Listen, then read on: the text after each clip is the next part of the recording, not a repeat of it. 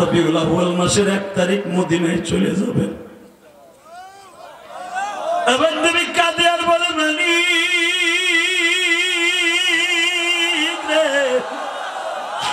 আমি আমার মক্কা ছেড়ে যাব না। এই মক্কায় যত কষ্ট পাই পাবো, তবু এই মক্কার কাবা ঘরটা ছেড়ে যাব না। কারণ এই কাবার দরজার সামনে আমি দেখতাম আমার মা বিপদে পড়লে কাবার দরজাটা ধরে কাঁদতো।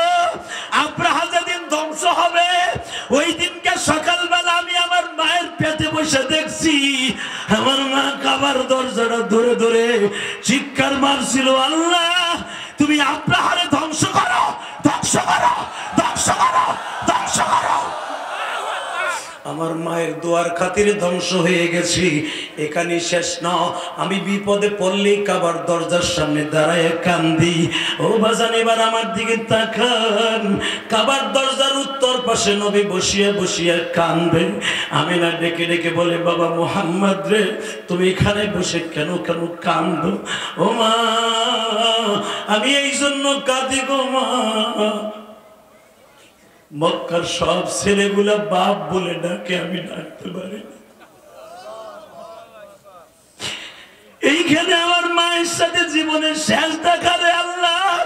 আমার মা এখান থেকে আমার বুকের মধ্যে নিয়ে 2 গালে 2টা চুমা দিয়া বলছিল, মুহাম্মদ রে এতদিন আমি তোমার এদিক সেদিক বলছি বাবা, দুনিয়ার ব্যবসা হলো 2টা, একটা ব্যবসা হলো আখিরাতের ব্যবসা, আর একটা হলো দুনিয়ার ব্যবসা। তোমার বাবা দুনিয়ার ব্যবসায় পরাজিত হয়ে আখিরাতের ব্যবসায় চলে গেছে। নবী সেদিন থেকে বুঝলেন আমার বাবা নাই গো।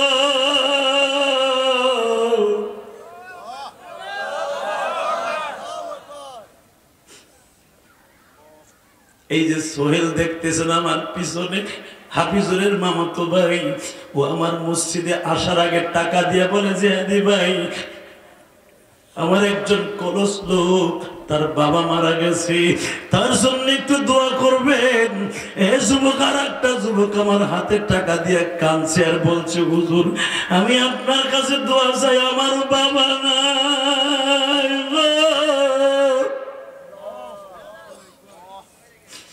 বাজার আমার বিশ্ব নবী বারবার বলতেছে, মা তোরে আমি আজ থেকে বুঝিয়ে নিলাম আমার বাবা নাই।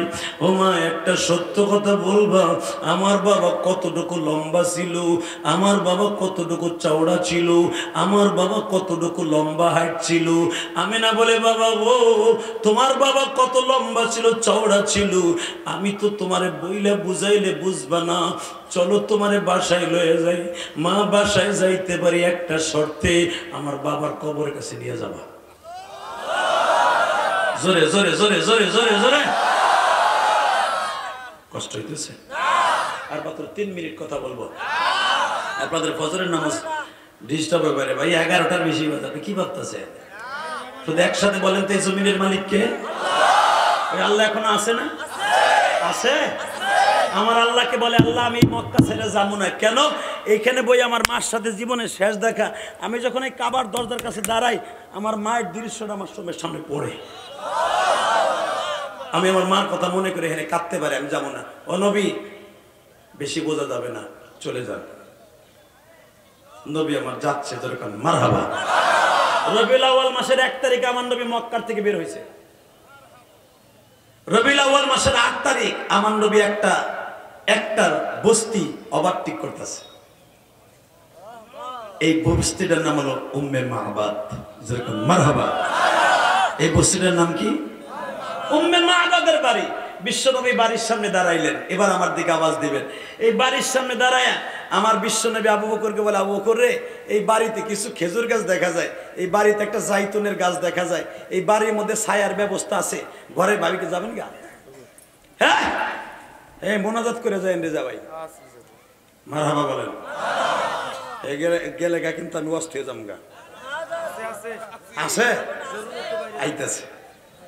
আপনারা ভাবতেছেন প্রধান অতিথি গেল, সভাপতিও যদি যায় তাহলে আমরাও যাই গা। আরে যাবেন না তো আপনারা? আর মাত্র 5 থেকে 6 মিনিট বহে, আপনাদের লাগে একটু প্রেম করে বিদায় নিন। মারহাবা শুধু আমার দিকে তাকাবেন, কোন দিকে ঘাটটা ঘুরাই না। নবী প্রেম আছে না নাই? যখন বারবার বলতেছে এই বাড়িতে একটা জাইতুনের গাছ দেখা যায়, সুন্দর একটা খেজুর গাছ দেখা যায়, এই বাড়ির মালিককে ডাক দিয়ে বলো তো আমি এই বাড়িতে আজকে একটু রাত যাপন করবো। রবিউল আউয়াল মাসের 8 তারিখ, আলহামদুলিল্লাহ বলেন। আবু বকর ডাক দিয়ে বলে এই বাড়ির মালিক আছেন? আমার স্বামী নাই, আমি আছি। আমার সন্তানের নাম হলো মাবাদ, আমি উম্মে মাবাদ। বলেন কি হয়েছে? আপনাদের বাড়িতে আমরা মুসাফির মানুষ, আপনাদের বাসায় একটু থাকতাম, যদি একটু আমাদেরকে থাকতে দিতেন। বলে তোমরা কয়জন? বলে আমরা 4 জন। আলহামদুলিল্লাহ বলেন। 4 জনের তো জায়গা নাই ভাই, তোমরা যদি থাকতে হয় নিজেরা তাঁবু টানায় থাকতে হবে।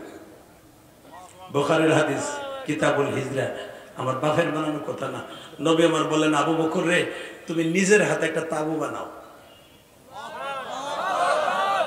মহিলায় বলে দিলেন তাঁবুটা বানাবা আমার আঙিনার কাছে না, কারণ তোমাকে বেশি একটা কেমন যেন আমার মনে হইতেছে, তোমাদের সাথে মনে অন্য কোনো আশ্রা মাস্ত্রা আছে।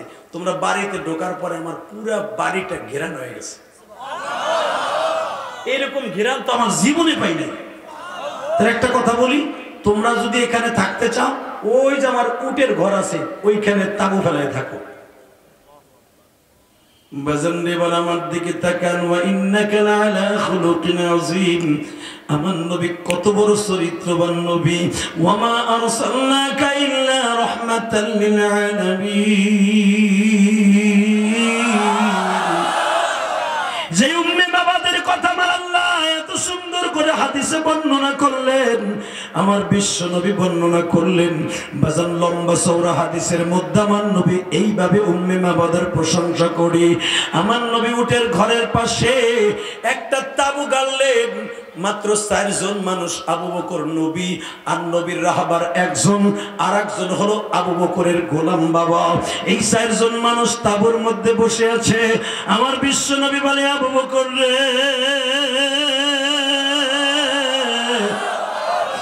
উম্মে মাবাদকে ডেকে ডেকে বলো আবি মাবাদ তো বাড়িতে নাই।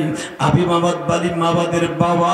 তুমি যে তার মার কাছে জিজ্ঞাসা করো তার ঘরের মধ্যে কোনো খাবারের ব্যবস্থা আছে কি? উম্মে মাবাদ বলে আমার স্বামী নাই, খাবারের কোনো ব্যবস্থা আমি কোথার থেকে করব? বিশ্বনবী বারবার বলতেছে। তার ঘরের সামনে দেখা যায় একটা বন্দা বকরি। ও বাজান, যেই বকরিতে জীবনে দুধ দিবে না, কোনোদিন বকরির বাচ্চা হওয়াও সম্ভাবনা নয়। আমার বিশ্বনবী বললেন আবু বকর ওই বন্দা বকরিটাকে আমার সামনে নিয়ে আসো। আমার বিশ্বনবী বললেন আবু বকর এই বন্দা বকরির মধ্যে থেকে আমি বিশ্বনবী দুধ বের করব। আমার শেরপুরের যুবক ভাইরা, কোন নবীর উম্মত হইছে একবার তাকায় একটু দেখলে না? আবু বকর যখন বলতেছি ইয়া রাসূলুল্লাহ এই বন্দা বকরির মধ্যে থেকে কিভাবে দুধ বের করবেন, আমার নবী বলে আবু বকর রে, এই বন্দা বকরির মধ্যে থেকে কেমনে দুধ বের করব? দেখো, যে আল্লাহ বাচ্চাওয়ালা বকরির থেকে দুধ দেয়, ওই মালিক বন্দা বকরির থেকেও দুধ দিতে পারে। বাজান আমার দিকে তাকান। বিশ্বনবী হাতটা দিয়া বকরির ওলানের পরে বানের উপরে একটা মাত্র ডলা দিলেন। মাত্র কয়েক সেকেন্ডের মধ্যে বকরিটা সামনের পা দুটো অগ্রসর করে দিয়া বলে মালিক, যেই মানুষটারে তুমি এত দামি করে বানাইছ, এই মানুষটা আমার কাছে একটু দুধ চাইছে, তুমি ওই মানুষটার একটু দুধের ব্যবস্থা করে দাও। জোরে জোরে জোরে জোরে জোরে জোরে, আমার কথা নাই, বুখারীর হাদিস। যখনই বলছে দুধের একটু ব্যবস্থা করিয়ে দাও, মাত্র কয়েক মিনিটের মধ্যে বাজান বকরির ওয়ালা দুধে ভরপুর। বুখারীতে আসছে কিতাবুল মাগাজি। এই বকরিটা দুধের এত পরিমাণ দুধ দিত, উম্মে মাবাদ মাত্র 2 মাসের ভিতরে বড়লোক হয়ে গেল।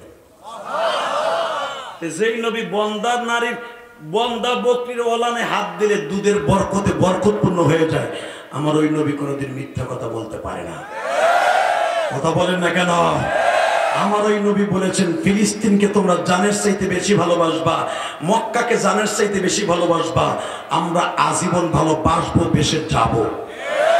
আল্লাহু আকবার জোরে বলেন তো দেখি। ভালোবাসবেন না বাবা? ভালোবাসতে রাজি আছো না? শুধু আমার সাথে একটা আওয়াজ দিয়ে কথা বলবা, জীবন যাক আর থাক ফিলিস্তিনের পক্ষে আসি, থাকবো। ফিলিস্তিনের বিরুদ্ধে যারা কথা বলে আমরাও তাদের বিরুদ্ধে কথা বলবো ইনশাআল্লাহ। কে কে রাজি আছো? আল্লাহকে দুই হাত দেখায় দাও।